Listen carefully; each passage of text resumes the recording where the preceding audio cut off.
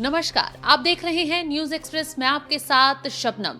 दिल्ली के बटला हाउस पर की कुछ प्रॉपर्टियों पर बुलडोजर चलने वाला था, जिसको लेकर डीडीए की तरफ से नोटिस जारी किया गया। हालांकि कुछ लोग हाईकोर्ट पहुंचे। अब ऐसे में हाईकोर्ट की तरफ से बटला हाउस में बुलडोजर एक्शन को लेकर बड़ा फैसला आ गया है। हाईकोर्ट ने 6 प्रॉपर्टी धारकों को बड़ी राहत दी है और तत्काल उनकी प्रॉपर्टी पर बुलडोजर ना चले, इसको लेकर रोक लगा दी है। हाईकोर्ट की तरफ से ये फैसला आया तो लोगों को थोड़ी राहत मिली हुई है। दरअसल प्रॉपर्टी के पूरे कागजात देखे गए, जो उस नंबर पर, खसरा नंबर पर जितने उसके दायरे में आते थे उन पर बुलडोजर चलाया जाएगा। लेकिन जो लोग इस खसरे नंबर के दायरे से बाहर थे, जो डीडीए की, जो कहा जाता है सरकारी जमीन नहीं है, वो थोड़े उन्हें कोर्ट की तरफ से राहत दी गई है। अब ऐसे में दिल्ली के बटला हाउस इलाके में डिमोलिशन को लेकर हाईकोर्ट ने बड़ा फैसला सुना दिया है। कोर्ट ने इस इलाके में 6 प्रॉपर्टी के तोड़फोड़ पर अंतरिम रोक लगा दी है। इन संपत्तियों के मालिकों ने पिछले महीने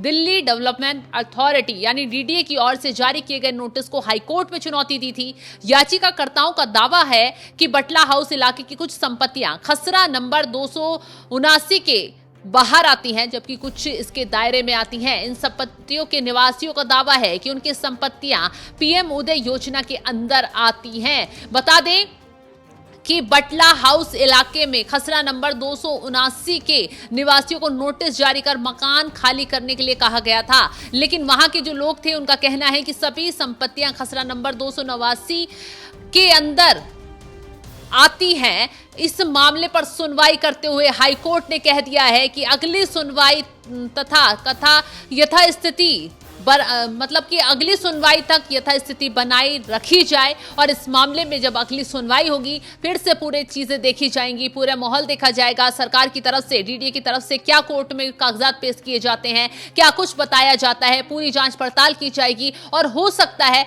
उसके बाद जो है फिर फैसला बड़ा आ जाए। फिलहाल तो 6 प्रॉपर्टी धारकों को हाईकोर्ट से बड़ी राहत मिल गई है। उनकी प्रॉपर्टी पर बुलडोजर चलने वाला था, हाईकोर्ट ने अंतरिम रोक लगा दी है अगली सुनवाई तक। अब इस मामले पर कहा जा रहा है कि जब तक अगली सुनवाई नहीं हो जाती तब तक कोई भी इन संपत्तियों के ऊपर कार्रवाई नहीं कर सकता। साथ ही कोर्ट ने डीडीए को नोटिस भेजकर 4 हफ्तों के अंदर जवाब तलब किया है। अब इस मामले की सुनवाई 10 जुलाई को होगी और अदालत में जो लोग गए हैं उनकी याचिका को पूरी तरह से सुनाया जाएगा। हाईकोर्ट में जो है लोगों की तरफ से यही अपील की गई है कि वे साल 1980 से 82 से वहां पर रह रहे हैं और उन्होंने बिल्डरों से प्रॉपर्टी खरीदी थी।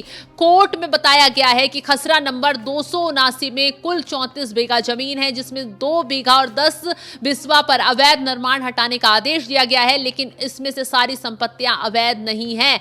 डीडी की ओर से पेश हुए वकील की तरफ से लगातार कहा गया है कि सुप्रीम कोर्ट में पहले ही सीमांकन रिपोर्ट जमा की गई थी, जिसके आधार पर 4 जून तक आदेश पारित हुआ।